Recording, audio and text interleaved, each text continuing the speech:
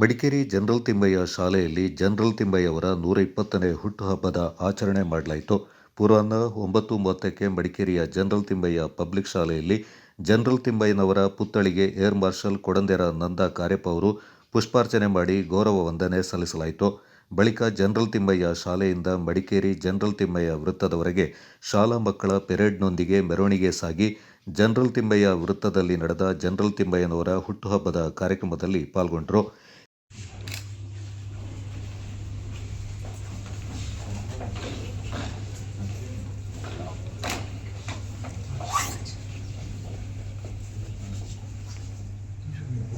Yes.